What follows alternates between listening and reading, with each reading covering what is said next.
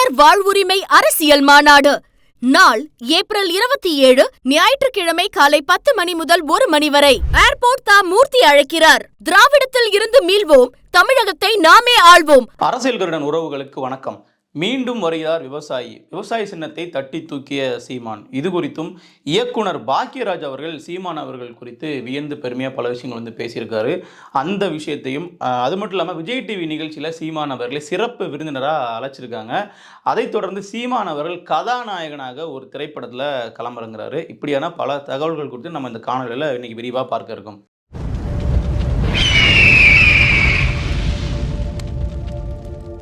நாம் தமிழர் கட்சிக்கு இந்த மாதத்தினுடைய இறுதிக்கு முன்னாடி சின்னம் வந்து உறுதியாயிரும். அது விவசாய சின்னமாக இருப்பதற்கான வாய்ப்புகள் அதிகமாக இருக்கின்ற செய்திகள் வந்து வெளியாயிருக்கு. ஏன்னா சீமான் அவர்கள் நிச்சயமாக விவசாய சின்னம் தான் கேட்பார் அப்படிங்கிறது அனைவருக்குமே தெரிந்த ஒன்று. நாம் தமிழர் கட்சியினுடைய கொள்கைகளை பிரதிபலிக்கக்கூடிய ஒரு சின்னமாக விவசாய சின்னம் வந்து நாம் தமிழருக்கு இருக்குது. அது ஏற்கனவே 2019 பாராளுமன்ற தேர்தலில் சீமான் அவர்களுக்கு வழங்கப்பட்டது. ஸோ அதைத் தொடர்ந்து வந்து பார்த்தீங்கன்னா அந்த சின்னம் நாம் தமிழர் கட்சிக்கு மிகப்பெரிய அளவில் வாக்குகளை வந்து பெற்றுக் கொடுத்ததுன்னு சொல்லலாம்.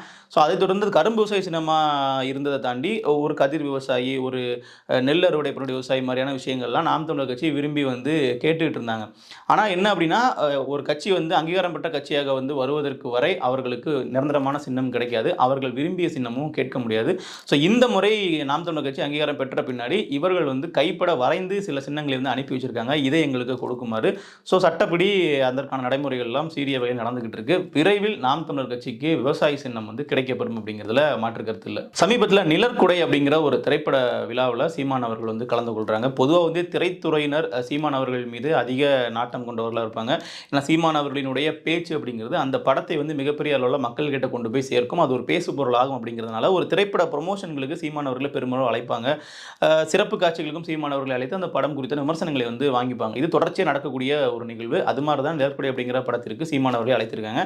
ஸோ அங்கே வந்து பார்த்தீங்கன்னா தேவயானி அவர்கள், இயக்குனர் பாக்கியராஜ் அவர்கள் போன்ற பலருமே அங்கே இருந்திருக்காங்க. அதில் பாக்கியராஜ் அவர்கள் பேசும்பொழுது நான் வந்து பலருமே வந்து பேசக்கூடியதெல்லாம் கேட்டிருக்கேன். பல பேச்சாளர்கள் வந்து பேசலாம், யார் கிடைச்சாலும் மைக் இருந்தால் பேசலாம். ஆனால் ஒரு சிறு தடுமாற்றம் கூட இல்லாமல் அந்த பேச்சு வந்து ரொம்ப அருமையாக பேசக்கூடிய ஒரு அரசியல் தலைவராக, ஒரு ஆளுமையோடு பேசக்கூடிய ஒரு நபராக நான் சீமான் அவர்களை பார்க்கிறேன். சீமான் அவர்கள் ஒரு மேடையில் பேசுகிறார் அப்படின்னா அவர் பேசுகிறத கேட்டதுக்கு பின்னாடி நான் சீமான் அவர்கள் தனிப்பட்ட முறையில் அவருக்கு அழைத்து வாழ்த்துக்கள் சொல்லியிருக்கேன். எப்படி இப்படி பேசுறீங்கன்னு சொல்லி கேட்டிருக்கேன்னு சொல்லி அவரே ஓப்பனாக ஸ்டேட்மெண்ட் கொடுத்துருக்காரு. மேடையில் எல்லாரும் மைக் கிடைச்சா எல்லாரும் பேசுகிறோம், ஆனால் அவ்வளவு ஆளுமையோடு பேசுறது அப்படிங்கிறது சீமான் அவர்கள். பல தடவை அவருடைய பேச்சை கேட்டு ரசித்து நான் ஃபோன் பண்ணியும் பேசியிருக்கேன், நான் மற்றவங்ககிட்டையும் சொல்லியிருக்கேன். ஸோ இது ஏன் வந்து ஒரு முக்கியமாக ஒரு செய்தியாக பதிவு பண்ண வேண்டியிருக்கு அப்படின்னு பார்த்தீங்கன்னா, நாளைக்கு சீமான் அவர்கள் எங்கேயாவது ஒரு இடத்துல வந்து என்கிட்ட வந்து பாக்கியராஜ் அவர்கள்லாம் ஃபோன் பண்ணி பேசுவாங்க, எனக்கெல்லாம் பல சமயங்களில் வாழ்த்துக்கள் சொல்லியிருக்காங்கன்னு சொல்லும்போது அதை வந்து எதிர்த்தரப்பினர் வந்து சீமான் அவர்கள் வந்து பொய் சொல்கிறாங்க அப்படிங்கிற மாதிரியான ஒரு விமர்சனங்களை முன்வைப்பாங்க. ஸோ அதற்கெல்லாம் இதுக்கப்புறம் தேவை இருக்காதுன்னு நினைக்கிறேன். ஆனால் இவரே வந்து வெளிப்படையாக அதை சொல்கிறார் அப்படிங்கிறத நம்ம பதிவு பண்ண வேண்டியிருக்கு.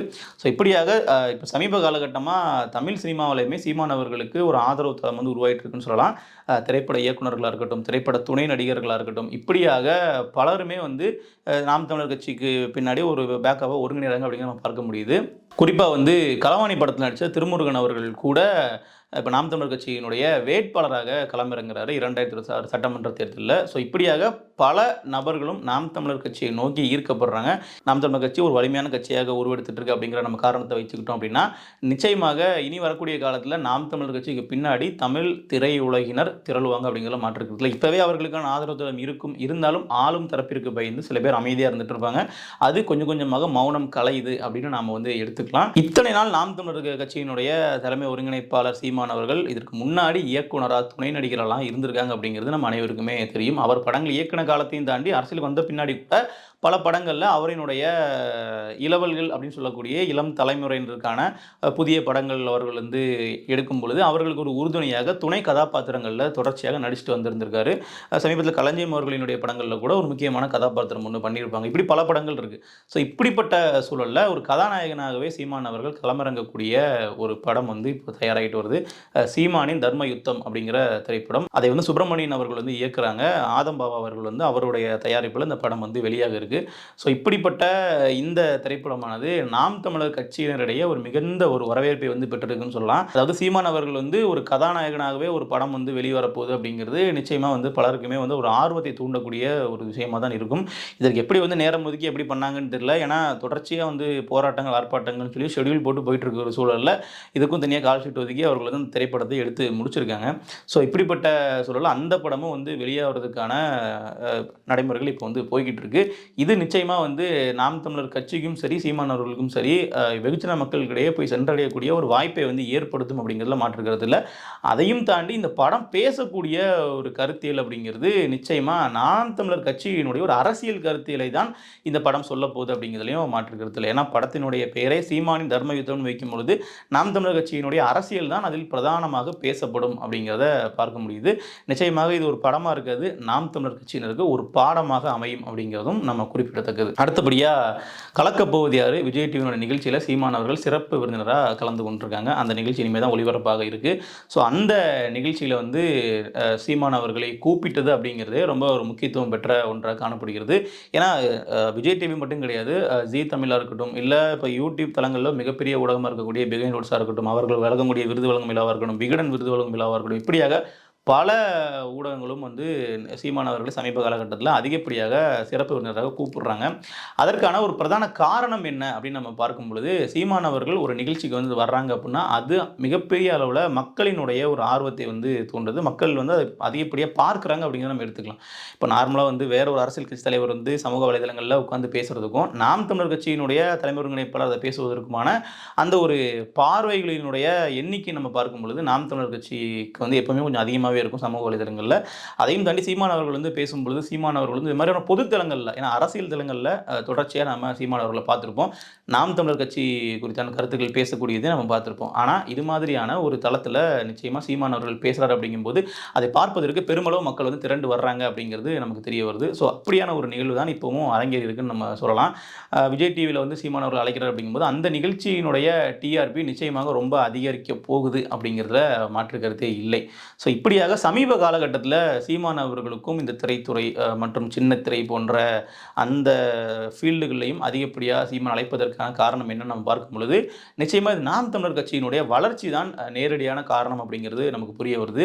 ஸோ கிட்டத்தட்ட வந்து பார்த்திங்கன்னா பலருமே வந்து அரசியலுக்கு வர்றதுக்கு முன்னாடி சினிமாவில் கோலோச்சி இதற்கு அந்த ஒரு அடிப்படை காரணத்தை வைத்துக்கொண்டு அதில் உள்ள தங்களுடைய ரசிகர்களை வந்து அப்படியே என்ன பண்ணுவாங்கன்னா எப்படியாவது அரசியலில் வந்து கொண்டு போய் நாம் வந்து பலனடைஞ்சிடலாம் அப்படிங்கிற மாதிரி வரக்கூடிய போக்கு தான் நம்ம பார்த்துருப்போம். கிட்டத்தட்ட என்ன நடந்திருக்குன்னு பார்த்தீங்க அப்படின்னா சினிமா பின்புலத்திலிருந்து சீமான் அவர்கள் அரசியலுக்கு உள்ளே வந்தாலும் ஆனால் சினிமாவிலிருந்து யாரையும் ஒரு அரசியலுக்கு வந்து கூட்டிகிட்டு வரல அப்படிங்கிறத நம்ம பார்க்குறோம்.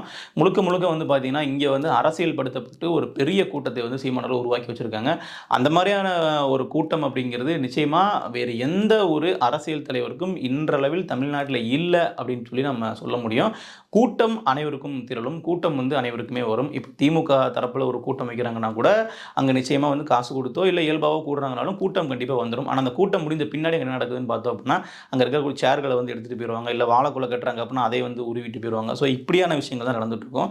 அதுவே நம்ம நாம் தமிழர் கட்சியினுடைய கூட்டத்தை நம்ம பார்க்கும் பொழுது அந்த இங்கே இருக்கக்கூடிய நாற்காலிகளை வந்து ஒழுங்காக அடுக்கி வச்சுட்டு அதை போகக்கூடிய சம்பவத்தை நம்ம பார்த்துருப்போம். ஸோ இதுதான் வந்து மற்ற கட்சிகளுக்கும் நாம் தமிழர் கட்சிகளுக்கும் வித்தியாசமாக வந்து ஒரு அடிப்படையிலே இருக்குது. இது வந்து இப்போ ஒரு தலைமை அளவில் அவர்கள் வந்து மேடைகள் வந்து மாலை போட மாட்டாங்க, மேடைகளில் வந்து யாரையும் வந்து புகழ்ந்து ஒரு மணி நேரம் பேச மாட்டாங்க. இப்படியெல்லாம் இருக்கக்கூடிய பல நடைமுறைகளையும் தாண்டி ஒரு அடிமட்டத்தில் தொண்டர்கள் அளவிலேயே வந்து பார்த்திங்கன்னா இது மாதிரியான செயல்பாடுகள்லாம் நாம் தமிழர் கட்சியில் இருக்குது அப்படிங்கிறத நாம் வந்து அடையாளப்படுத்தி ஆகணும். ஸோ அதையும் தாண்டி நாம் தமிழர் கட்சிக்கு உண்டான அந்த ஒரு பின்பற்றாளர்கள் கருத்தியல் ரீதியாக சீமானவர்கள் ரொம்ப ஒன்றி போய் இருக்காங்க அப்படிங்கிறது தொண்டர்களும் ஒரு பெரியவர்கள் இருக்கிறாங்க அப்படின்னு நம்ம புரிஞ்சுக்க முடியுது. இந்த தொண்டர்களினுடைய மனநிலையை சீமானவர்களும் சரிவர புரிந்து வைத்து அரசியல் செய்கிறார் அப்படிங்கிறத நம்மளால் பார்க்க முடியுது. ஏன் நம்ம பதிவு பண்ண வேண்டியிருக்குது அப்படின்னா என்னோடு இருக்கக்கூடிய தொண்டர்கள் நான் தனித்து நிற்பதையே விரும்புகிறார்கள், நான் தனித்து களமாடுவதற்காகவே என்னோடு அவர்கள் இருக்கிறார்கள், வாக்களிக்கிறார்கள் அப்படிங்கிற புரிதல் அப்படிங்கிறது சீமானவர்களுக்கு ரொம்பவே இருக்கின்றதை நம்ம பார்க்க முடியும். முடியுது. ஏன்னா இந்த வாக்குகளை வைத்து எந்த கட்சிக்கிட்ட வேணாலும் பேரம் பேச முடியும். திமுக கிட்ட பேச முடியும், அதிமுக கிட்ட பேச முடியும், பாஜக கிட்ட பேச முடியும். பாஜக தரப்புலலாம் போனால் முதலமைச்சர் வேட்பாளராகவே உங்களை நாங்கள் நிப்பாட்டுறோம்னு சொல்கிற அளவுக்கு அவர்கள் வந்து தயாராக இருக்கக்கூடிய சூழலில் தான் இருக்குது அதிமுக கூட சேர்றதுக்கு முன்னாடி. ஸோ இப்படிப்பட்ட சூழலில் சீமான் அவர்கள் அது எதைக்குமே ஆப்ஷனில் வைக்காமல் இந்த போக்கு தான் சரி நிற்பதற்கான காரணம் அப்படிங்கிறது அவருடைய வாக்காளர்களை அவர் ரொம்ப சரியாக புரிஞ்சு வச்சிருக்கிறாரு அப்படிங்கிற ஒன்று தான். நான் வந்து என்ன செய்ததால் என்னுடைய மக்கள் என்னோடு இருக்கிறார்கள், நான் இதையே செய்யும்போது தான் இவர்கள் வந்து நம்மை அடுத்த கட்டத்துக்கு கொண்டு போவார்கள், மேலும் கட்சி வந்து இதே போல் வலுவடையும் அப்படிங்கிற ஒரு புரிதல் அப்படிங்கிறது சீமான் கிட்ட சிறப்புற இருக்குது அப்படிங்கிறது தான் நம்ம கவனிக்கத்தக்க விஷயமாக இருக்குது. ஸோ இப்படியாக 2026 நாம் தமிழர் கட்சி தனித்து தான் வந்து களமாடு கொண்டு இப்போவே அறிவித்து வேட்பாளர்களையும் வந்து அறிவிக்கக்கூடிய செயல்களை ஈடுபட்டிருக்காங்க. அவர்கள் ஒரு மிகப்பெரிய தடையாக இருந்தது இந்த சின்னம் வந்து கிடைக்காமல் இருந்த ஒன்று மட்டும்தான். அந்த சின்னமும் இந்த மாத இறுதிக்குள் வந்து கிடைத்துவிடும் அப்படிங்கிற விஷயம் கிடைச்சதுனால இப்போ நாம் தமிழர் கட்சினா ரொம்பவே வந்து ஒரு உற்சாகமான மனநிலை தான் இருக்கிறாங்க. ஏன்னா சின்னம் கிடைச்சிருச்சு அப்படின்னா அவர்கள் வந்து அடுத்த கட்ட அரசியல் செய்வதற்கு ரொம்ப சாதகமான களமாக அமைஞ்சிரும். சின்னம் வந்து உறுதியாயிருச்சு அப்படிங்கிற சூழலில் அவர்கள் வந்து நிச்சயமாக இனி எதை பற்றியுமே வந்து பயப்படாமல் களமாட முடியும். நிரந்தரமான சின்னம் அப்படிங்கிறதுனால இனிமேல் சின்னம் பறிபோவது குறித்தான கவலையும் இல்லாமல் பிரதான கட்சிகள் போல அவர்கள் வந்து களமாட முடியும். திமுகலாம் தொடர்ச்சியாக ஒரே சின்னம் 50 ஆண்டுகளை தாண்டி இருப்பதனால் அதற்கென்றே ஒரு வாக்கு வங்கி உருவாகி இருக்கும். சீமான் அவர்களுக்கும் அப்படியான ஒரு வாக்கு வங்கி விவசாய சின்னத்துக்கு இருந்தது அப்படிங்கிறத நம்மளால் மறுக்க முடியாது. அதனால தான் விவசாய சின்னத்தை வந்து அந்த சமயத்தில் ஒரு வடநாட்டு கட்சி வந்து அதை எங்களுக்குன்னு சொல்லி அவர்கள் வாங்கிட்டு போய் சில வாக்குகளை அவர்கள் பெற்றார்கள். ஸோ இந்த முறை அது மாதிரியான சம்பவங்களும் நடக்காது. விவசாயி சின்னத்தை ஏந்தி சீமான் அவர்கள் அரசியல் களத்தில் களமாடப் போகிறார் என்பது உறுதிப்பட தெரிஞ்சிருக்கிறது.